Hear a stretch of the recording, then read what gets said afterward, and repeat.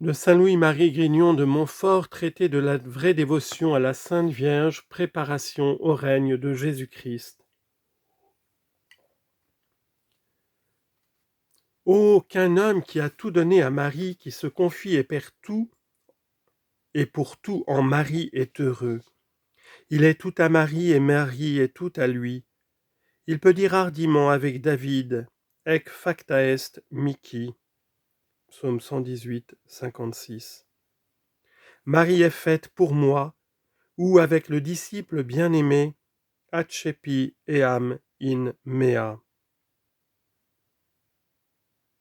Je l'ai prise pour tout mon bien, ou avec Jésus-Christ, omnia mea tua sunt, et omnia tua mea sunt.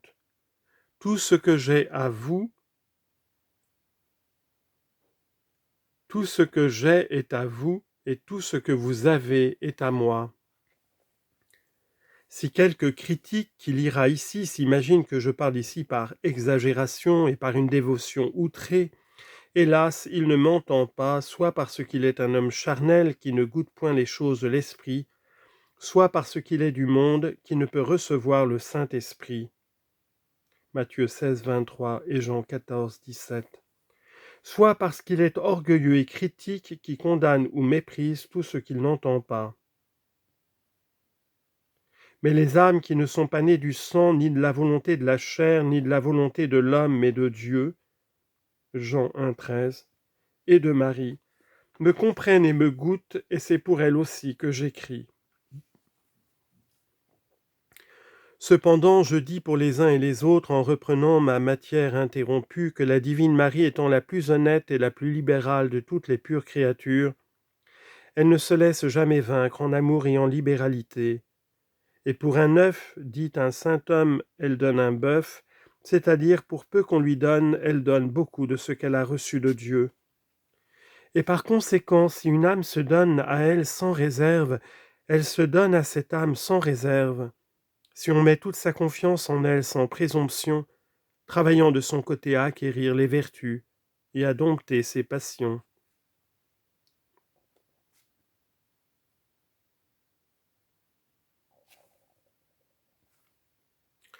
Que les fidèles serviteurs de la Sainte Vierge disent donc hardiment avec saint Jean Damascène, ayant confiance en vous, ô Mère de Dieu, je serai sauvé.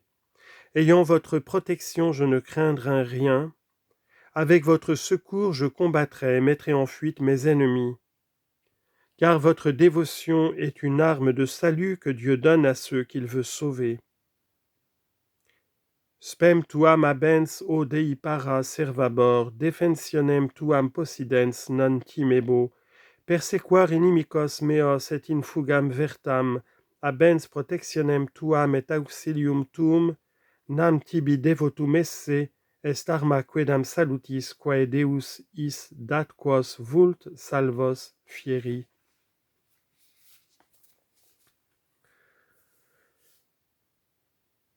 De toutes les vérités que je viens de décrire par rapport à la très sainte Vierge et à ses enfants et serviteurs, le Saint-Esprit nous donne dans l'Écriture sainte une figure admirable.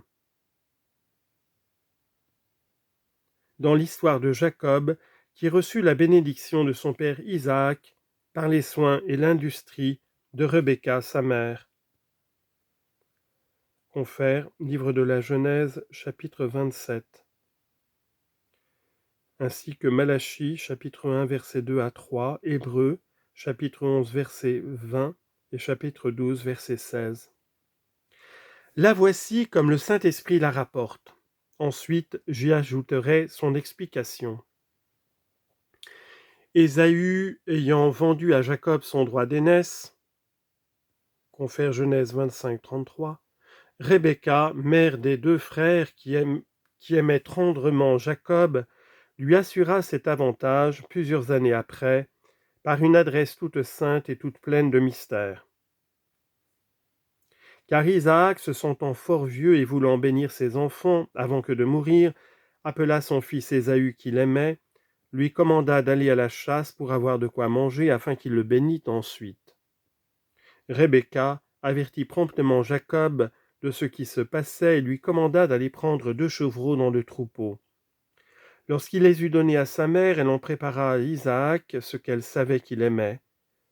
Elle revêtit Jacob des habits d'Ésaü, qu'elle gardait, et couvrit ses mains et son cou de la peau des chevreaux, afin que son père qui ne voyait plus pût, en entendant la parole de Jacob, croire au moins par les poils de ses mains que c'était Ésaü son frère. Isaac, en effet, ayant été surpris de sa voix, qu'il croyait être la voix de Jacob, le fit approcher de lui, et ayant touché le poil des peaux dont il s'était couvert les mains, il dit que la voix à la vérité était la voix de Jacob, mais que les mains étaient les mains d'Ésaü. Après qu'il eut mangé et qu'il eut senti en baisant Jacob l'odeur de ses habits parfumés, il le bénit et lui souhaita la rosée du ciel et la fécondité de la terre. Il l'établit le maître de tous ses frères et finit sa bénédiction par ces paroles: que celui qui vous maudira soit maudit lui-même, et que celui qui vous bénira soit comblé de bénédictions. À peine Isaac avait achevé ces paroles, qu'Ésaü entre et apporte à manger ce qu'il avait pris à la chasse, afin que son père le bénît ensuite. Ce saint patriarche fut surpris d'un étonnement incroyable lorsqu'il reconnut ce qui venait de se passer, mais bien loin de rétracter ce qu'il avait fait, il le confirma, au contraire parce qu'il voyait trop sensiblement le doigt de Dieu en cette conduite. Ésaü alors jeta des rugissements, comme marque l'Écriture sainte, et accusant hautement la tromperie de son frère, il demanda à son père s'il n'avait qu'une seule bénédiction. Étant en ce point, comme remarquent les saints pères, l'image de ceux qui, étant bien aises d'allier Dieu avec le monde, veulent jouir tout ensemble des consolations du ciel et de celles de la terre. Isaac, touché des cris d'Ésaü, le bannit enfin, mais d'une bénédiction de la terre, et en l'assujettissant à son frère, ce qui lui fit concevoir une haine si envenimée contre Jacob qu'il n'attendait plus que la mort de son père pour le tuer. Et Jacob n'aurait pu éviter la mort si sa chère mère Rebecca ne l'en eût garanti par ses industries et les bons conseils qu'elle lui donna et qu'il suivit. Auparavant d'expliquer cette histoire qui est si belle, il faut remarquer que, selon tous les saints pères et les interprètes de l'Écriture sainte, Jacob est la figure de Jésus-Christ et des prédestinés, et Ésaü celle des réprouvés. Il ne faut qu'examiner les actions et la conduite de l'un et de l'autre pour en juger. Premièrement, Ésaü l'aîné était fort et robuste de corps, adroit et industrieux à tirer de l'arc et à prendre beaucoup de gibier à la chasse. Deuxièmement, il ne restait quasi point à la maison, et ne mettant sa confiance qu'en sa force et son adresse, il ne travaillait qu'au dehors.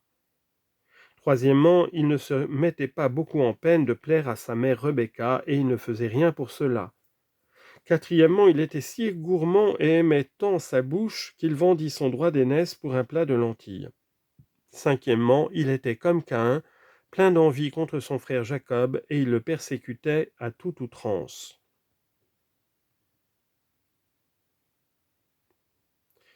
Voilà la conduite que gardent les réprouvés tous les jours. Premièrement, ils se fient en leurs forces et leurs industries pour les affaires temporelles, ils sont très forts, très habiles et très éclairés pour les choses de la terre, mais très faibles et très ignorants dans les choses du ciel. In terrenis fortes in celestibus debiles. C'est pourquoi ils ne demeurent point ou très peu chez eux dans leur maison propre, c'est-à-dire dans leur intérieur, qui est la maison intérieure et essentielle que Dieu a donnée à chaque homme pour y demeurer à son exemple. Car Dieu demeure toujours chez soi. Les réprouvés n'aiment point la retraite, ni la spiritualité, ni la dévotion intérieure, et ils traitent de petits esprits, de bigots et de sauvages ceux qui sont intérieurs et retirés du monde, et qui travaillent plus au-dedans qu'au dehors. Troisièmement, les réprouvés ne se soucient guère de la dévotion à la Sainte Vierge, la mère des prédestinés.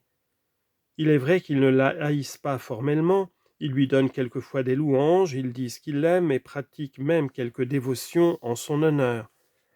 Mais au reste, ils ne sauraient souffrir qu'on l'aime tendrement parce qu'ils n'ont point pour elle les tendresses de Jacob.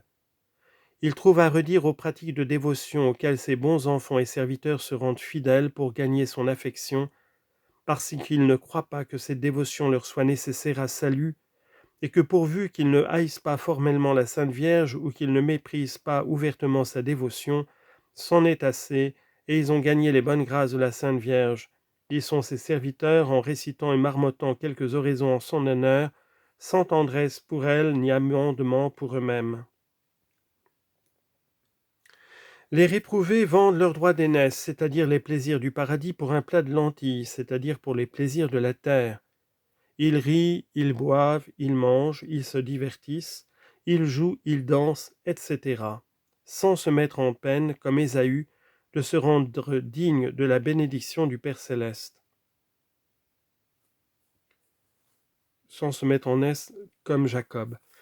En 3 mots, ils ne pensent qu'à la terre, ils n'aiment que la terre, ils ne parlent et n'agissent que pour la terre et ses plaisirs, vendant pour un petit moment de plaisir, pour une vaine fumée d'honneur et pour un morceau de terre dure, jaune ou blanche, la grâce baptismale, leur robe d'innocence, leur héritage céleste.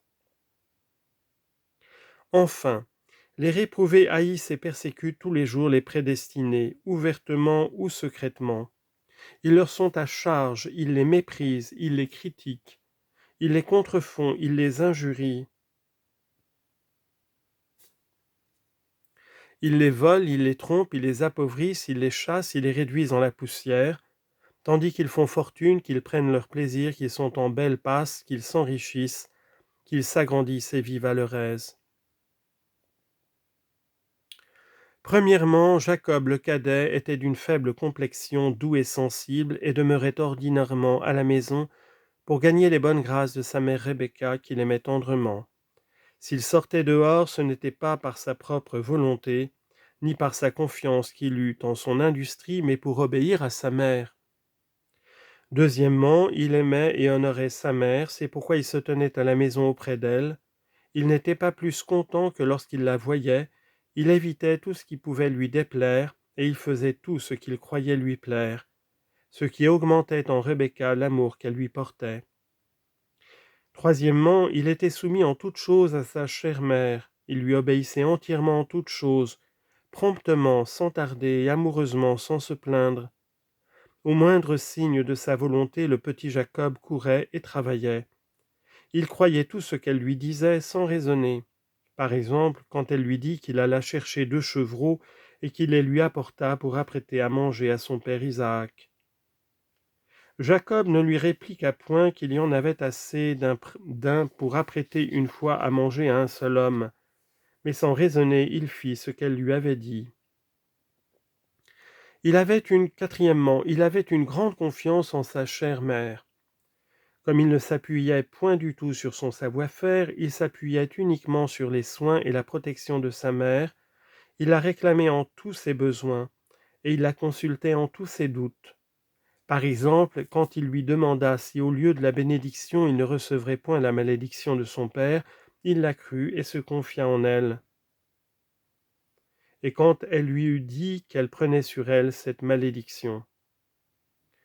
Cinquièmement, enfin il imitait, selon sa portée, les vertus qu'il voyait en sa mère, et il semble qu'une des raisons pourquoi il demeurait sédentaire à la maison, c'était pour imiter sa chère mère qui était si vertueuse, et s'éloigner des mauvaises compagnies qui corrompent les mœurs. Par ce moyen, il se rendit digne de recevoir la double bénédiction de son cher père.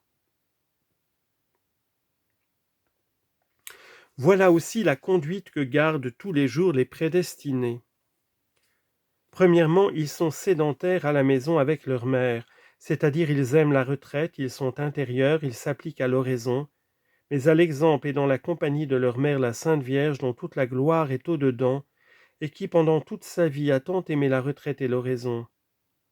Il est vrai qu'ils paraissent quelquefois au dehors dans le monde, mais c'est par obéissance à la volonté de Dieu et à celle de leur chère mère pour remplir les devoirs de leur état. Quelque grandes choses en apparence qu'ils fassent au dehors, ils estiment encore beaucoup plus celles qu'ils font au-dedans d'eux-mêmes dans leur intérieur, en compagnie de la très sainte Vierge, parce qu'ils y font le grand ouvrage de leur perfection, auprès duquel tous les autres ouvrages ne sont que des jeux d'enfants.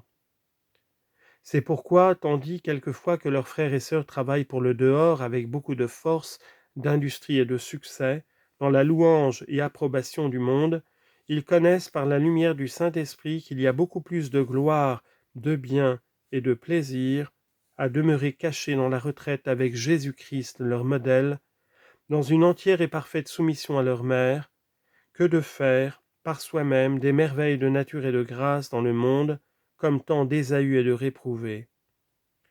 Gloria et divitiae in domo eius. La gloire pour Dieu et les richesses pour l'homme se trouvent dans la maison de Marie. Psaume 111, verset 3. Seigneur Jésus, que vos tabernacles sont aimables. Le passereau a trouvé une maison pour se loger et la tourterelle un nid pour mettre ses petits. Psaume 83, verset 4. Ô qu'heureux est l'homme qui demeure dans la maison de Marie, où vous avez le premier fait votre demeure. C'est en cette maison des prédestinés qu'il reçoit son secours de vous seul, et qu'il a disposé des montées et des degrés de toutes les vertus dans son cœur, pour s'élever à la perfection dans cette vallée de larmes. Quam dilecta tabernacula. Psaume 83, verset 2.